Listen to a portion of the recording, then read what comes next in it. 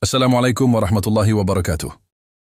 Satu fakta yang tidak pernah berubah sejak Nabi Adam sampai manusia terakhir adalah setiap ruh pasti akan merasakan sakaratul maut. Tidak ada manusia yang bisa lari dari momen ini. Tidak peduli seberapa kuat, kaya, terkenal, atau saleh dia. Bahkan para nabi, manusia paling dicintai Allah, merasakannya. Tapi pertanyaan yang selalu menghantui manusia, bagaimana rasanya sakaratul maut itu? Sebenarnya, apakah seperti tertidur? Apakah seperti mimpi buruk? Atau seperti seluruh tubuhmu ditarik dari dalam tulang? Untuk menjawab ini, mari kita masuk ke perjalanan paling misterius, paling sunyi, namun paling pasti, detik-detik ruh meninggalkan tubuh. Allah berfirman, "Dan datanglah sakaratul maut dengan sebenar-benarnya, itulah yang dahulu kamu ingkari." Quran Surah Qaf ayat 19. Ayat ini tajam. Allah memakai kata bil-haq, dengan sebenar-benarnya, dengan kepastian yang mutlak. Artinya ketika sakaratul maut datang, semua permainan dunia berhenti, kumpulan penyesalan terbuka, dan manusia melihat apa yang dulu tidak ia lihat. Kebenaran yang selama hidup disangka jauh dan tidak relevan, pada saat itu berubah menjadi sesuatu yang teramat dekat. Ibnu Katsir menjelaskan, ayat ini mengabarkan bahwa sakaratul maut adalah hak yang tidak bisa ditolak, dan pada saat itu seseorang melihat apa yang dulu ia dustakan. Artinya, kita akan melihat kebenaran akhirat sebelum ruh keluar. Apa yang terjadi di dalam tubuh saat sakaratul maut? Ini bagian yang jarang dibahas, tapi sangat menarik. Para ulama menganalogikan tubuh dan ruh seperti lampu dan listrik, sarang dan burung, atau kain dan benang yang telah menyatu lama. Ketika sakaratul maut datang, prosesnya bukan seperti ruh keluar begitu saja. Ada fase-fasenya. Kekuatan tubuh padam satu persatu. Kaki dingin dulu, lalu betis, lalu dada, lalu tenggorokan.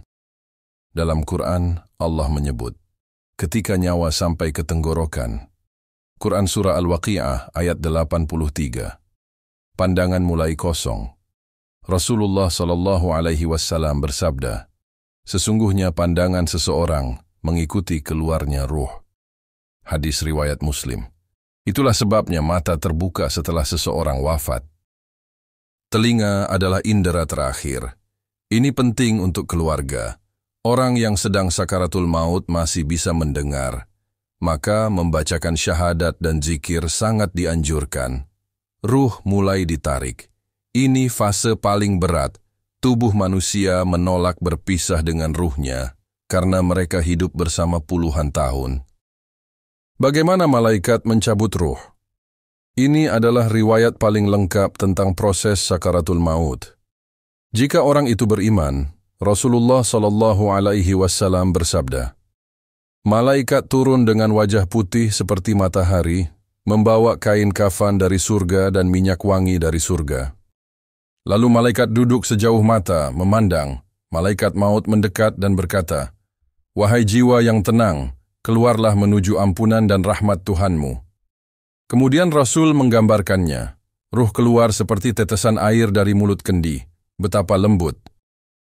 Jika orang itu durhaka atau kafir, Rasulullah SAW bersabda, malaikat turun dengan wajah hitam pekat, membawa kain kasar dari neraka. Malaikat maut berkata dengan tegas, wahai jiwa yang buruk, keluarlah menuju murka dan kemurkaan Tuhanmu. Lalu Nabi menggambarkan, ruhnya dicabut seperti bulu domba basah yang diseret dari besi berduri. Gambaran ini bukan metafora, tapi nyata. Bagaimana rasanya sakaratul maut? Ketika amal kita baik, sakaratul maut tetap sakit. Tapi ada ketenangan yang menyelimuti. Ketika amal kita buruk, sakaratul maut menjadi penyesalan yang sangat pedih. Apa rasanya bagi orang yang beriman? Ibnu Qayyim berkata, sakaratul maut bagi orang beriman seperti duri yang ditarik dari kapas, tetap terasa, tapi tidak menyakitkan. Beberapa ulama menyebut, seperti sakit yang akhirnya reda, seperti tidur setelah perjalanan panjang, seperti beban berat yang akhirnya dilepaskan. Sementara itu, bagaimana rasanya bagi orang yang durhaka? Ulama tafsir menggambarkan, rasa panas membakar dari dalam, tubuh seperti disobek, napas tercekik, pandangan gelap, ruh menolak keluar, ketakutan yang tak bisa dijelaskan. Allah berfirman, "Dan seandainya kamu melihat ketika para malaikat mencabut ruh orang kafir, memukul wajah dan punggung mereka." Quran Surah Al-Anfal ayat 50. Na'udzubillah. Apa yang dilihat manusia saat sakaratul maut? Beberapa riwayat sahih dan atsar menyebut bahwa orang yang sakaratul maut dapat melihat sesuatu yang tidak kita lihat. Yang pertama, malaikat. Entah malaikat rahmat atau malaikat azab. Kedua, tempatnya di akhirat. Sebelum ruh keluar, Allah membuka sedikit dari tabir akhirat. Rasulullah SAW bersabda, "Sesungguhnya seorang hamba ketika sakaratul maut diperlihatkan tempatnya, apakah di surga atau neraka." Yang ketiga, roh-roh keluarga atau orang syalih. Sebagian ulama menyebut ini sebagai hiburan dari Allah bagi orang beriman. Yang keempat, syaitan terakhir yang ingin menyesatkan. Inilah ujian terakhir manusia, disebut fitnatul maut. Detik-detik ruh keluar menjadi momen paling sunyi.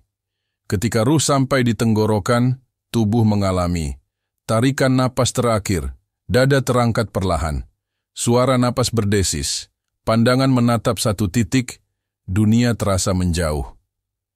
Rasanya seperti kamu berada di dua dunia sekaligus. Dunia ini memudar, akhirat mulai terlihat. Lalu, ada momen paling sunyi yang tidak bisa dijelaskan. Malaikat maut menarik ruh itu, dan dunia pun berhenti untuk orang tersebut. Setelah ruh keluar, apa yang terjadi? Ini bagian yang sering orang tidak tahu. Setelah ruh keluar, ruh dibawa naik ke langit. Bagi orang beriman, pintu langit terbuka, malaikat menyambut dengan wangi dan doa. Dan bagi orang durhaka, pintu langit tertutup, malaikat menolak ruhnya. Setelah itu, ruh dikembalikan ke jasad untuk dikubur. Rasulullah SAW bersabda bahwa ruh akan kembali untuk mendengar langkah terakhir orang yang meninggalkannya, dan setelah itu menjawab pertanyaan malaikat Mungkar dan Nakir. Lalu kubur berubah menjadi taman surga atau jurang neraka sesuai amal. Rasulullah SAW, manusia terbaik, pernah mengalami sakaratul maut, dan itu menjadi pelajaran bahwa kematian bukan hal kecil. Dalam sebuah hadis, Aisyah radhiyallahu anha melihat Rasulullah saat sakaratul maut. Beliau mengelap keringat di wajahnya dan berkata, "La ilaha illallah, sungguh sakaratul maut itu penuh dengan sakit." Hadis riwayat Bukhari. Kalau Nabi saja merasakan sakit seperti itu, bagaimana dengan kita? Dalam riwayat sahih, malaikat maut pernah datang kepada Nabi Musa alaihissalam ketika waktunya tiba. Nabi Musa yang terkenal kuat dan tegas, sampai tidak mengenali malaikat itu dan memukulnya. Ini menunjukkan, bahkan Nabi pun merasakan sulitnya perpisahan dari dunia. Sakaratul maut adalah proses yang berat secara fisik dan spiritual. Pada akhirnya, Nabi Musa pun wafat setelah malaikat maut datang kembali dengan izin Allah. Mengapa Allah menjadikannya sakaratul maut begitu sakit? Yang pertama, sebagai penghapus dosa terakhir. Orang beriman yang sakaratul mautnya berat, itu adalah rahmat untuk menghapus dosa-dosa kecilnya. Kedua, karena ruh terikat dengan tubuh. Seperti memisahkan nyawa dari jasad yang menyatu puluhan tahun. Ketiga, sebagai pintu kehormatan. Sebab Allah memuliakan proses berpindah dari dunia ke akhirat, agar manusia menghargainya. Siapa yang sakaratul mautnya ringan? Yang pertama, orang yang sering membaca Quran. Yang kedua, orang yang menjaga salat. Yang ketiga, orang yang banyak memaafkan. Yang keempat, orang yang jujur dan lembut. Yang kelima, orang yang mati syahid. Rasulullah SAW bersabda, orang yang mati syahid tidak merasakan sakit, kecuali seperti gigitan semut. Lalu, bagaimana agar sakaratul maut kita ringan? jagalah salat, perbanyak istighfar, jaga lisan, berbakti pada orang tua, bersedekah, jangan sakiti orang lain. Sering membaca, Allahumma hawwin alaina fi sakaratil maut. Ya Allah, ringankan kami dari sakaratul maut. Sakaratul maut bukan sekadar akhir hidup. Ini adalah perpisahan dari dunia, proses kembali kepada Allah, pembuka untuk melihat hakikat sebenarnya, momen ketika semua topeng manusia jatuh. Pada akhirnya, tingkat sakitnya sakaratul maut bukan ditentukan oleh umur kita, bukan oleh kaya miskinnya kita, bukan oleh seberapa terkenal kita, tapi ditentukan oleh bagaimana kita hidup.